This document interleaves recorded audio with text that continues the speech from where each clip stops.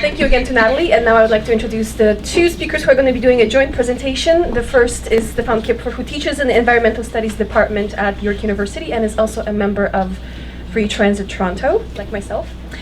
And joining him will be Stuart Schussler, who's an activist with No One Is Illegal, as well as the Mexico Solidarity Network in Chicago, and part of funding a community land trust in the Albany Park neighborhood in Chicago as well. I'll hand it over to them.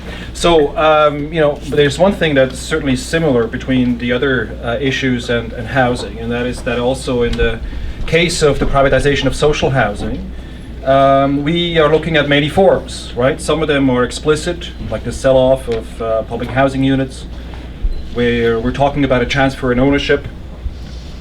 And then there are other forms of housing privatization that are much more informal and creeping and partial. For example, the removal of rent controls or the deregulation of planning controls. These informal forms of privatization are all about encouraging a further marketization and commodification of housing and land without necessarily involving a transfer in legal ownership. Now, before we look at the specifics in the privatization of housing in more detail, I think I need to make a basic point. In contrast to healthcare in this country, housing has been mostly a private affair already before the recent round of privatization. In most places in the capitalist world, as a matter of fact, the majority of housing has been market housing. Formal ownership and private rental housing or informal housing in shack or slum settlements. There are some exceptions, Amsterdam, Singapore, Hong Kong, but in most other places, social housing, like public housing or non-profit housing, has been provided for only a minority of the population. And this, of course, is most strikingly the case on this continent, right? In North America, the proportion of non-market housing was already very low in the post-war period, between 1 and 2% of the total housing stock, right? Canada a bit higher than the US, but on the same level. This North American reality tells us something about how deeply rooted the hegemony of private property is, not only in housing provision, but also in land ownership, planning, and indeed in social life more generally. And this point, I think, is also important politically, because it means that different segments of the working class have very different relationships to housing. Some of them are property owners, others are tenants in market rental buildings, and still others are housed in social housing units of different kinds. And of course, privatization will affect these different segments of the working class differently, which is also a political, obviously a problem for political strategy. So, to go into more detail, let me make a few basic points about what housing privatization looks like in Toronto today. Public housing. Toronto Housing Corporation and the City of Toronto. People in Toronto community housing, we're talking about hundreds of thousands of people living in many tens of thousands of units, have faced privatization in two major ways over the last 15 years. First, a few years ago, the city and TCH decided to sell a portion of the freestanding individual houses owned and run by the agency.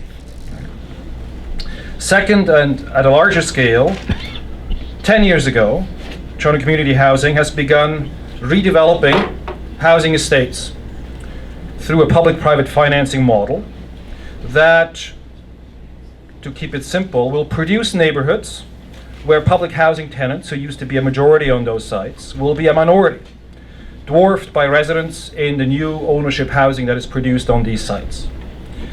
The key examples you may all know: Don Mount down the street, Regent Park not far from here, Alexandra Park in the West End, and most recently Lawrence Heights, where demolition has started recently. All these public housing redevelopment projects in the city are part of a broader move towards a place-based approach to planning.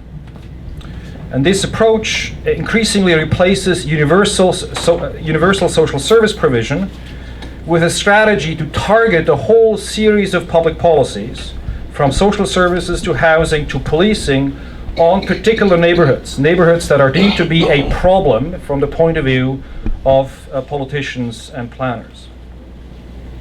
Most recently with TCH, the city revealed a strategy to now fully reorganize the Toronto Housing Corporation. You may have heard about the Mayor's Task Force report, which came out about a couple of weeks ago. That report proposes deconstructing the Toronto Housing Corporation and moving to a mixed income model for the whole system, not just particular projects. It wants to reduce the proportion of RGI, subsidized units, RGI units in the portfolio from 90% to 70%. And it also proposes to involve not only the private sector, but also non-profits and housing co-ops in that and reconstruction of the public housing system. So that's public housing. Cooperative housing. Co-ops, as many of you will know, are non-profit, tenant-run organizations that house a mix of market rent and subsidized tenants. Housing co-ops became more widespread as provincial and federal governments started to get out of the production of new public housing in the 1970s. Now, one of the big issues is that federally regulated co-ops, those co-ops that have contracts with the federal government, are reaching the end of the mortgages with the Federal Canadian Mortgage and Housing Corporation. And that means that they will no longer be contractually obligated to provide subsidies, right? Concretely, that means, and I'm also a co-op resident, so I know what that looks like. Concretely, that means that in each federally regulated co-op, debates are raging right now about whether to maintain subsidies on a voluntary basis or not, and if yes, at what level. Third issue, emergency housing, shelters. I hope we'll hear more about this from John Clark in the housing workshop.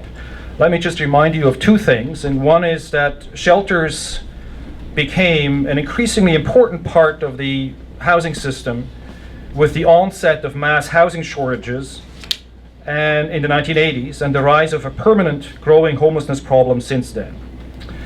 At the same time, since the 80s, shelters in the central city of Toronto particularly have felt the pressure of gentrification and the pressure of the city and developers and middle class residents to either close shelters, reduce them, or relocate them somewhere else.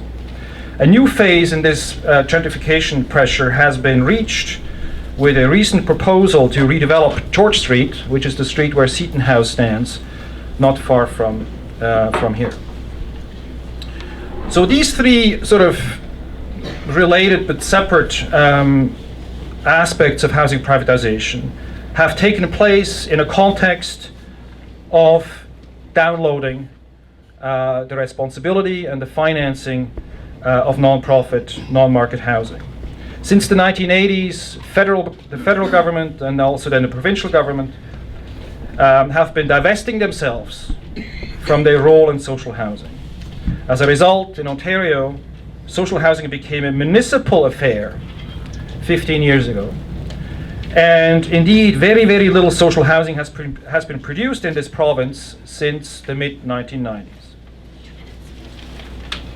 Of course, there are other aspects of housing policy that have a privatizing aspect. The deregulation of rent control, the deregulation of land use planning in certain areas, and the deregulation of the financial industry, which has made it easier for financial institutions to invest in real estate, both here and elsewhere. As a result, we've seen the condo boom, we've seen a loss of private rental buildings by the tens of thousands of units in the city of Toronto. And as a result, we've seen since the 1980s housing needs skyrocket and becoming very substantial, while homelessness, both visible and invisible, has become chronic and indeed rose with each economic slump. Just make a couple of points, because we were also asked to say a few things about what is driving privatization. It's certainly true that of course in a housing case, we're talking about an effect of neoliberalism, neoliberal capitalism, a shift to neoliberal state intervention. Gentrification is an aspect of that, both as a cause and an effect of housing privatization. But not everything is about neoliberalism, right? Let me just make that point with a few examples. So, for example, when indigenous people, who make up for about a third of the homeless population in Toronto, when they are pushed out of the central city, their displacement really is a new form of colonialism in the longer historical sense of that term. When public housing communities, which typically house a hugely disproportionate number of poor and non-white residents, are broken up to facilitate privatization, these redevelopments of public housing are often justified in racist terms as well as class-based terms. It is often said that public housing communities are no longer viable, that they're not proper communities, and house too many of the wrong people in the same space, right? Which essentially is a racist argument in effect, if not in intent. And finally, I should also say that the cost of privatization, and I think we've heard this in the previous comment, the cost of privatization is neither gender blind nor color blind, right? We need to also be clear about this, because for example, in the housings, in public housing, the proportion of households that are led by women is higher than the norm, higher than the average. There's a chronic need for spaces in women's shelters. There's a very high proportion of the homeless population which identify as LGBTQ. And so in all those cases, we see that housing privatization is also related to gender inequality, to violence against women, and indeed the persistence of homophobia and transphobia as well. So just finishing quickly the question of resistance, and I'm going to cut it short here because we don't have time to get into it. Stuart will talk about, will give us some ideas about the importance of organizing alternatives on the ground to take housing off the real estate market, right? Of course, otherwise we've seen various kinds of resistance to privatization, some of them very visible. Remember OCAP's campaigns against shelters, against the closure of shelters. The somewhat successful attempt to reduce the number of public housing units that were sold a few years ago. The co-op sector is trying to convince the federal government to recommit to subsidized co-op housing, so far without success. Tenant activists are struggling with their landlords over evictions, over rent increases, over building maintenance, over conversions into condos. So there's a gamut of resistance, but it's fair to say that housing movements have been on the defensive over the last generation. There is a great pressure to become more and more piecemeal and issue-oriented, and there's a great pressure, of course, for housing movements to be fragmented into the different housing portfolios. Instead of developing an integrated movement. So we're quite far away, really, to develop what I think is necessary, which is to develop a challenge to the market, not only in housing, but also in land ownership. Because without that challenge, it's very difficult to develop good, just, and environmentally sustainable planning, and to develop an equitable society in our current situation.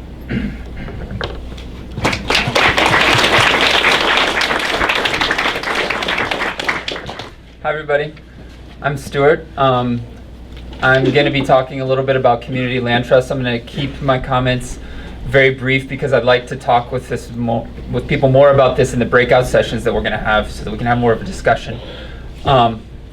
But it's great to see so many people here in the room. Just to get an idea of who's in the room, do we have any fans of privatization in the house today? No? Not in the house, we're in an office. In the office? Okay, I saw one hand over here, but. No, you So, two. Two hands. A two-handed means I want to object. So I think that we can all agree that privatization is a horrible idea. And I think that the folks on this panel have given us even more reasons and more arguments to believe that privatization is something that we need to resist, something that we need to say no to. And I think that we also need to think about what are we going to say yes to. And there are many alternatives, many things that we can build. I'm just going to talk about one, which is Stefan was saying is a community land trust model, which is something that I was involved in building in Chicago through an organization called the Mexico Solidarity Network and a community organization called the Albany Park Autonomous Center. Melissa, who's here, was also an organizer of the Community Land Trust. And I think that community land trusts are important for one very simple reason, which is that we're not going to be able to fulfill our human right to housing through the market. If you're part of the 99%, if you're not a millionaire, the market is not created for you. The market helps people with money. I think this is a basic fact that we can all agree on. And if housing really is a human right, something that every person should have by virtue of being a human, then we're not going to be able to satisfy that human right through the housing market. We're going to have this systematic and massive denial of that human right that we see all around us. And so community land trusts are a way of getting housing off of the housing market. In Chicago, we were inspired to do this, first of all, because of the crisis in the housing market in 2008. Prior to that, there were a lot of debates that are similar to the debates that you hear here in Toronto. Is the market going to go up forever? Are we in a bubble? Are we not in a bubble? In the United States, that debate was shut. We see that the market was not going up to go up forever. And here in Toronto, I think it's a housing bubble too. When you see homes that have cracked foundations that are selling for $500,000, I think it's pretty obvious that there's a massive overvaluation in the housing market here. And there's already a lot of suffering going on by people being priced out. And when the bubble bursts, there's going to be more suffering as people are losing their homes as well. So I think that we should learn from experiences of community land trusts and think about creating those as an alternative. In Parkdale, there's the Parkdale Neighborhood Land Trust where they're doing that. And I think that there should be more land trusts around the city. When you talk about these, a lot of people say, oh, what are the legal requirements? Do we need to create a nonprofit organization? Yes, that helps. Do we need to set up bylaws? Yes, you do. You can look at bylaws of other community land trusts. But really that legal part is of lesser importance compared to organizing. Because if we're going to get housing off of the market, that means that we should not be buying houses, and definitely once they belong to the community land trust, we should not be selling them. Community land trusts in and of themselves are not radical or progressive institutions. They can very easily do what most community land trusts do, which is just flipping houses. And in the process, doing great public relations work for the banks who sell the homes to a community land trust at a reduced rate, take a bunch of pictures that they put in their brochures. The community land trust will sell this house to a low-income family, which, you know, that one family is helped, but it doesn't do much to structurally take housing off of the market. So when we created community land trust in Chicago, we said we don't want to buy homes and we don't want to sell them. We want for the community as a whole that's just coming together in an assembly to control these homes and to decide who's going to live there, how much are they going to pay each month, and work those things out collectively and not have to be following the dictates of a bank. So that's been difficult because obviously banks don't want to donate homes to anti-capitalist organizations. That might be news to you. Even though the 5 biggest banks in the United States are legally obligated to donate homes to community organizations because of a $26 billion settlement, closed-door settlement, I might add, that they had with the United States government. But despite all of that, through organizing, through protesting outside of banks and outside of the homes of people who sit on their boards, we were able to get Fannie Mae, which is not a bank, but is a financial institution in the United States that owns 163,000 homes across the United States, to donate a home to the Community Land Trust so that one of the members of the group would not be evicted. So we had that success. Which was the first time we'd ever heard of that happening anywhere in the United States, and that's great, but we still have a long way to go. So that's just a little bit about community land trust. I'd like to put that on people's radar, and hopefully we can talk about that more in the breakout sessions. Thank you.